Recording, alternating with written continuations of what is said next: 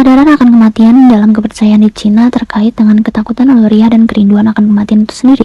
Konfusius mengajarkan hidup ini terbatas, baiknya fokuskan energimu pada masalah yang berharga terlebih dahulu. Konfusius mensampaikan dunia kematian yang sulit dibuktikan dan menetapkan objek perhatian utama yaitu kehidupan nyata. Taoisme mengajarkan kematian dan kelahiran itu tidak bisa dipaksakan. Bagi manusia, hidup itu wajar, kematian itu wajar. Hidup akan mati ditentukan oleh jalan surga. Kita seharusnya tidak menikmati hidup dan membenci kematian, tapi hidup dan kematian adalah satu. Konsep dasar kematian dalam agama Buddha adalah bahwa orang tidak hanya memiliki satu kehidupan, tapi juga memiliki siklus hidup dan mati yang tidak terhitung jumlahnya. Dan kematian adalah perantara dari siklus kehidupan yang tidak berujung itu. Konsep kematian orang Tiongkok pada dinasti Sui dan Tang relatif matang. Orang pada umumnya menerima fakta objektif tentang kematian yang tidak terlalu percaya akan adanya kehidupan setelah kematian. Proses pemakaman menurut adat Cina. Adat pemakaman biasanya mengikuti agama dan kepercayaannya masing-masing.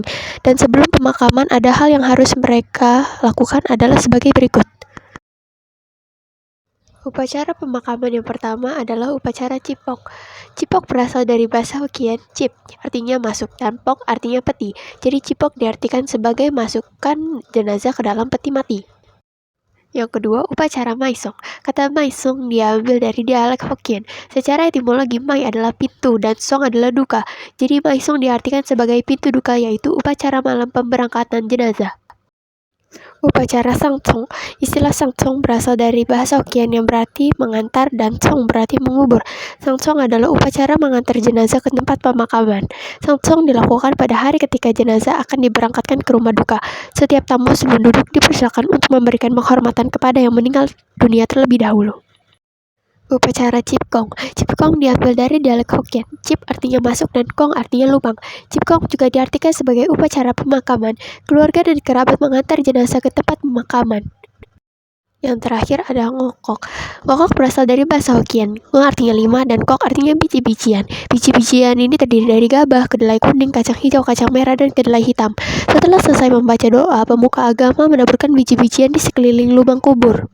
Penanaman biji-bijian bertujuan untuk memperoleh ketenangan dan kedamaian serta memperoleh rezeki yang banyak bagaikan tumbuh suburnya biji-bijian. 3. Tradisi setelah pemakaman menurut budaya Cina. Hal yang tidak boleh dilakukan dalam tradisi setelah pemakaman.